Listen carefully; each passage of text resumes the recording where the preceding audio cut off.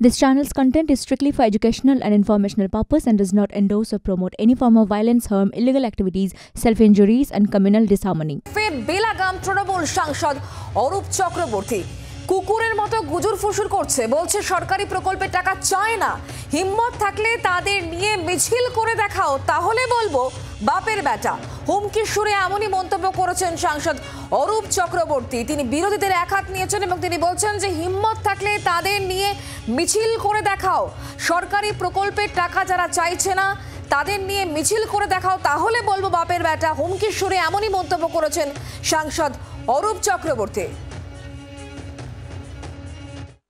হিম্মত আছে তাদেরকে নিয়ে মিছিল করে দেখাও।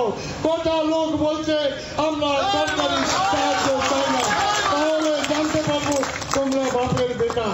ওই কুত্তার মতো গুজুর গুজুর ফুসুর ফুসুর করবে আর ইনকিলাব জিন্দাবাদ করবে, কাস্তে হাতুড়ি দেখাবে আর ভোটের আগের দিন পদ্ম ফুলে ভোট বেড়ে দেবে।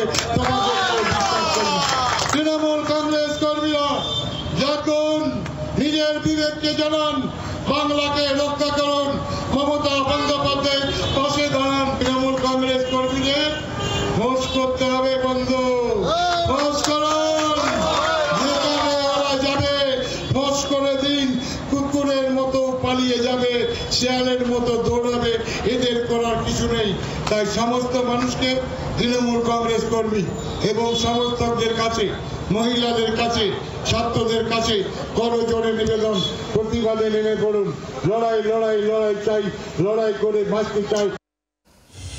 ফের বেলাগাম তৃণমূল সাংসদ অরূপ চক্রবর্তী এবং তিনি কি বলেছেন আপনারা শুনলেন। আমরা এই বিষয় নিয়ে আরো কথা বলবো। মৃত্যুঞ্জয় এই মুহূর্তে আমাদের সঙ্গে রয়েছেন, আমাদের প্রতিনিধি টেলিফোন লাইনে। মৃত্যুঞ্জয়, অরূপ চক্রবর্তী তিনি যে ভাষায় কথা বলছেন, যে ভাষায় তিনি বিরোধীদের একহাত নিচ্ছেন এবং সেই সঙ্গে তিনি মুখ্যমন্ত্রীর কথা উদ্ধৃত করে সেই ফোঁস করার কথাও বলছেন।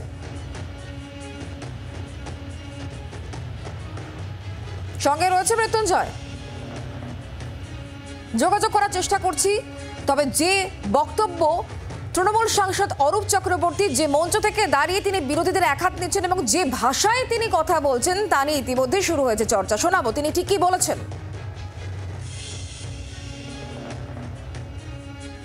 সারা বাংলা জুড়ে প্রতিবাদের ঝড়ের সঙ্গে সঙ্গে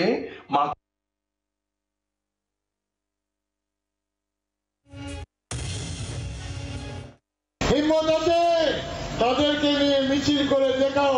কত লোক বলছে আমরা সরকারি সাহায্য চাই না, তাহলে জানতে পারবো তোমরা বাপের বেটা।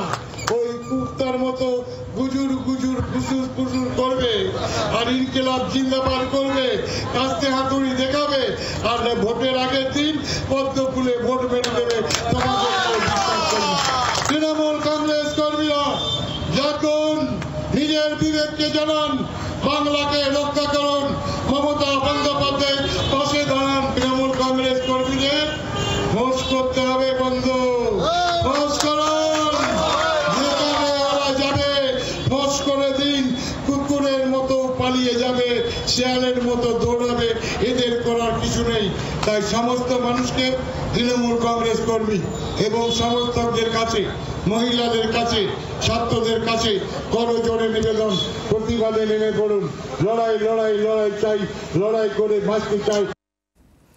কথা বলবো মৃত্যুঞ্জয় এই মুহূর্তে আমাদের সঙ্গে রয়েছেন, আমাদের প্রতিনিধি টেলিফোন লাইনে। মৃত্যুঞ্জয়, সাংসদ অরূপ চক্রবর্তী তিনি প্রকাশ্যে গুজুর গুজুর ফুসুর ফুসুর মন্তব্য কথা বলছেন এবং যেখানে তিনি একই সঙ্গে সিপিএম এবং বিজেপিকে একহাত নিয়েছেন এবং যে ভাষায় বা যে শব্দবন্ত তিনি ব্যবহার করছেন তা নিয়ে নিশ্চয়ই এ নিয়ে জোর চর্চা চলছে। কেন এবং কোন প্রসঙ্গে তিনি এভাবে কথা বললেন? একেবারে দেখো, এই গতকাল বাঁকুড়ার মেজর একটি কারখানার যে উদ্বোধন, সেই কারখানার যে উদ্বোধন, সেই উদ্বোধন অনুষ্ঠানে তিনি যোগদান করেন এবং সেখানে গিয়ে তিনি এই ধরনের একটি মন্তব্য করেন। এবং এর আগে আমরা দেখেছিলাম বাঁকুড়ার মাচানতলা যে মোড় রয়েছে, সেই মাচানতলা মোড়ও এই আরজিকর কাণ্ড নিয়ে ডাক্তারদের বিরুদ্ধে প্রকাশ্যে তাকে মুখ খুলতে এবং যে ভাষায় তিনি আক্রমণ করেছিলেন চিকিৎসক থেকে বিরোধী দলগুলিকে, সে নিয়ে ইতিমধ্যেই কিন্তু রাজনৈতিক যে একটা চর্চা, সেই চর্চা এবং একই সাথে নিন্দা সেটা কিন্তু শুরু হয়েছিল। কারণ একজন সাংসদ তার মুখ থেকে এই ধরনের কথা এবং গতকালও তিনি যখন বাঁকুড়ার মেজায় যখন যান এবং একটি কারখানার যে উদ্বোধন সেই অনুষ্ঠান, সেই কারখানার উদ্বোধন অনুষ্ঠান করার পর তিনি যখন মাইক হাতে নেন তারপরেই তিনি এই ধরনের একটি মন্তব্য রাখেন। যদিও এই প্রসঙ্গ নিয়ে বিজেপির যিনি প্রাক্তন তিনি সাংসদ রয়েছেন তার যেটা বক্তব্য যে এই ধরনের যত মন্তব্য করবে তত কিন্তু মানুষ। তুমি যখন প্রাক্তন সাংসদের কথা আনছোই, বিজেপি প্রাক্তন সাংসদের কথাই বলছে সুভাষ সরকার, তিনি ঠিক এই বিষয়ে কি বলেছেন একবার শোনাই, তারপর আসছি তোমার কাছে আবারও। সারা বাংলা জুড়ে প্রতিবাদের ঝড়ের সঙ্গে সঙ্গে বাঁকুড়ার রাস্তাতেও লোকজন দেখে অরূপবাবুর মাথায় গন্ডগোল হয়ে গেছে। তাই উনি মার্জিন 32,000 টাকে ইচ্ছে করে মিথ্যে কথা বলছেন বা ভুল বলছেন 2,42,000। আর তৃণমূলের লোকেরা প্রতিবাদ দেখেই ঘুমিয়ে পড়েছে, তাই ওনাকে জাগাতে হচ্ছে আর ফোঁস করতে বলতে হচ্ছে।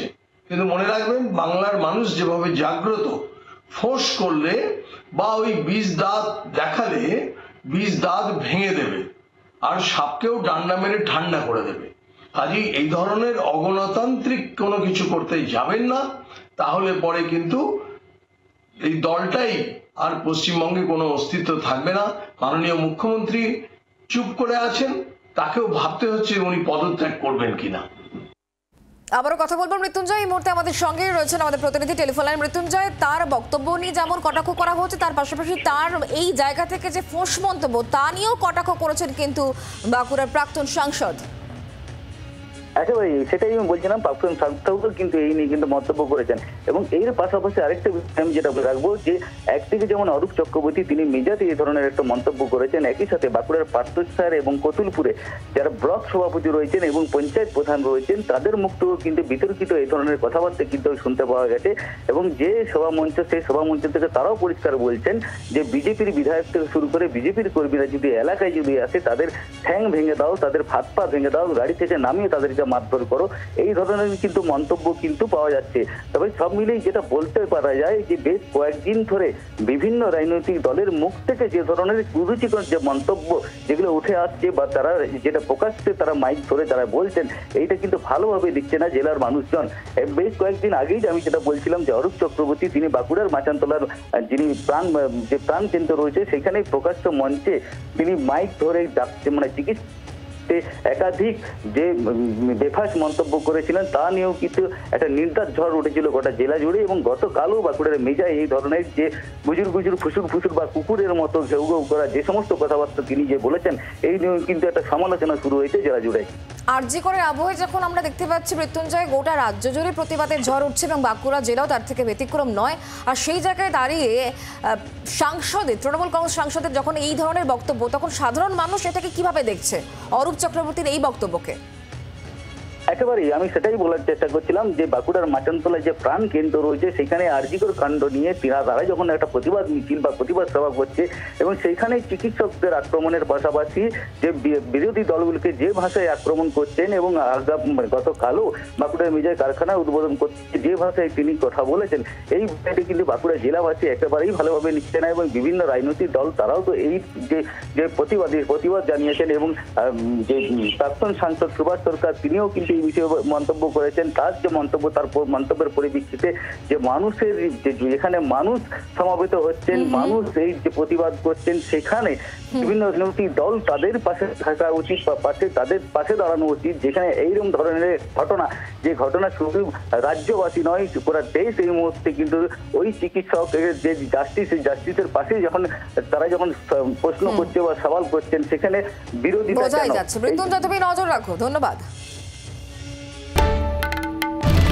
বাংলার আওয়াজ, বাঙালির আবেগ, জি 24 ঘন্টা।